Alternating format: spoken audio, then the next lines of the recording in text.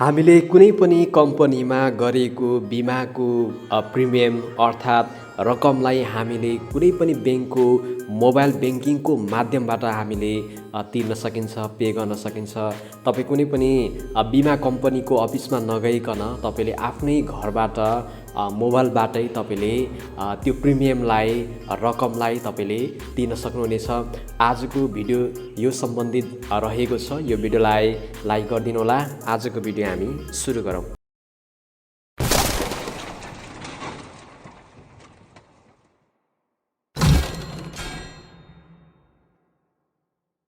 मैले चाहिँ नेपाल लाइफ इन्सुरेन्समा चाहिँ बिमा गरेको थिएँ। त्यसैले नेपाल लाइफ इन्सुरेन्सको प्रिमियम तिर्ने समय पनि आइसकेको छ र त्यो प्रिमियम चाहिँ म आफ्नो सिद्धार्थ ब्याङ्कको मोबाइल ब्याङ्किङको माध्यमद्वारा चाहिँ म पे गर्नेछु। त्यसको लागि चाहिँ म सिद्धार्थ ब्याङ्कको एपलाई मोबाइल ब्याङ्किङलाई म ओपन गर्नेछु। ओपन गरिसकेपछि मास्तिर हामीले मोबाइल नम्बर र पासवर्ड लगाएर हामीले यो एकाउन्टलाई हामीले ओपन गर्न सक्छौँ।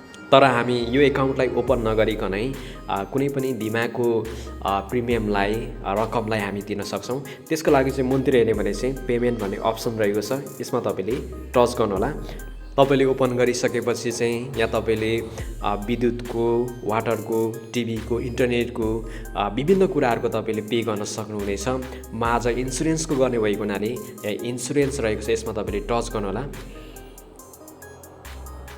टच गरिसकेपछि तपाईँले कुन कम्पनीको चाहिँ बिमा तिर्न लागिरहनु भएको छ, प्रिमियम तिर्न लागिरहनु भएको छ, त्यो कम्पनीमा जानुहोला। मेरो चाहिँ नेपाल लाइफ इन्सुरेन्स रहेको छ, त्यसैले नेपाल लाइफ इन्सुरेन्समा म टच गर्नेछु। टच गरिसकेपछि तपाईँले सुरुमा चाहिँ तपाईँको पोलिसी नम्बर, बिमा लेख नम्बर, त्यस पछाडि तपाईँको डेट अफ बर्थ लाउनु पर्ने हुन्छ। त्यो लगाएपछि तपाईँले इन्क्वायरीमा चाहिँ टच गर्नुहोला। तपाईँले पोलिसी नम्बर, त्यस पछाडि तपाईँको डेट अफ बर्थ लगाइसकेपछि इन्क्वायरीमा चाहिँ टच गर्नुहोला।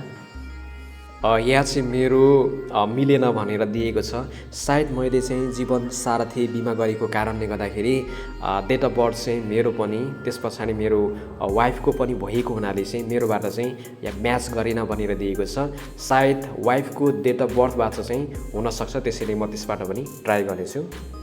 त्यस पछाडि डेट अफ बर्थ लगाइसकेपछि तपाईँले इन्क्वायरीमा चाहिँ टच गर्नुहोला। यहाँ हामीले सुरुमा देख्न सक्छौँ हाम्रो पोलिसी नम्बर रहेको छ, त्यस पछाडि डेट अफ बर्थ रहेको छ र कस्टमरको नाम रहेको छ। त्यसैले प्रिमियम एकाउन्ट पनि रहेको छ, कति रहेको छ भन्ने कुरा यहाँ हामीले देख्न सक्छौँ। त्यसैले हामीले अब पे गर्नको लागि चाहिँ मुनितिर पे भन्ने अप्सन रहेको छ, यसमा हामी टच गर्नेछौँ। त्यस पछाडि सेकेन्ड पेजमा चाहिँ हेर्ने भने यहाँ पनि पोलिसी नम्बर रहेको छ, डेट अफ बर्थ रहेको छ, कस्टमरको नाम रहेको छ, फाइन एमाउन्ट अहिले छैन हैन, मैले समयमा नै तिरिरहेको हुनाले चाहिँ अहिले फाइन रहेको छैन। त्यसै गरी प्रिमियम एकाउन्ट चाहिँ हाम्रो यति रहेको छ, यो कुरा हामीले देख्न सक्छौँ। त्यस पछाडि स्क्रोल डाउन गर्नुहोला र मुनितिर हेर्ने भने चाहिँ कन्फर्म भन्ने यहाँ अप्सन रहेको छ, यसमा हामी टच गर्नेछौँ। यहाँ हामीले चाहिँ आफ्नो नाम, त्यस पछाडि पासवर्ड लगाएर हामीले लगइन गर्नुपर्ने हुन्छ। मैले फिङ्गरप्रिन्ट सेटअप गरेको हुनाले फिङ्गरप्रिन्ट्सबाट म ओपन गर्नेछु। तपाईँले पनि फिङ्गरप्रिन्ट्स कसरी सेटअप गर्ने भन्ने बारेमा मैले पहिला पनि भिडियो बनाएको छु। त्यो भिडियोको लिङ्क तपाईँले डिस्क्रिप्सनमा पाउन सक्नुहुनेछ। त्यसैले तपाईँले फिङ्गरप्रिन्ट्सबाट ओपन गर्नको लागि चाहिँ ट्याप टु लगइन विथ फिङ्गरप्रिन्ट्समा टच गर्नुहोला। टच गरिसकेपछि तपाईँले आफ्नो फिङ्गरप्रिन्ट्स चाहिँ सेटअप गर्नुहोला। मेरो चाहिँ फिङ्गरप्रिन्ट्स चाहिँ यहाँनिर चाहिँ म्याच नभएको कारणले गर्दाखेरि म आफ्नो मोबाइल नम्बर लगाएर पासवर्ड लगाएर म चाहिँ लगइन गर्नेछु। तपाईँले आफ्नो मोबाइल नम्बर, त्यस पछाडि पासवर्ड तपाईँले लगाइसकेपछि कन्टिन्यूमा तपाईँले टच गर्नुहोला। त्यति गरिसकेपछि हामीले नेपाल लाइफ इन्सुरेन्सको हामीले यहाँ डिटेल्सहरू हामीले देख्न सक्छौँ। हामीले पे गरेको एमाउन्ट रहेको छ, त्यस पछाडि हाम्रो पोलिसी नम्बर रहेको छ र ब्याङ्कको खाता हामीले देख्न सक्छौँ। त्यस पछाडि हामी प्रोसिडमा चाहिँ टच गर्नेछौँ। फेरि हामी प्रोसिडमा टच गर्नेछौँ। त्यस पछाडि हामीले ट्रान्जेक्सन पिन हामीले लाउनु पर्ने हुन्छ। फिङ्गरप्रिन्ट्सबाट पनि हामी एकपल्ट ट्राई गर्नेछौँ। फिङ्गरप्रिन्ट्सबाट नभएको हुनाले हामी ट्रान्जेक्सन पिनबाट हामी ट्राई गर्नेछौँ।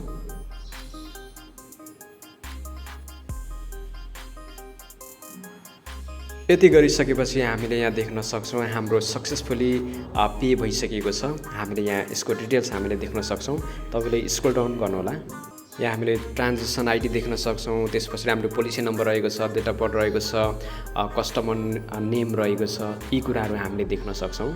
यति गरिसकेपछि तपाईँले यसको स्क्रिनसट लिनुहोला र स्क्रिनसट लिएर तपाईँले नेपाल लाइफ इन्सुरेन्सको अफिसमा गएर तपाईँले आफूले प्रिमियम तिरेको त्यसको तपाईँले स्लिप लिन सक्नुहुनेछ।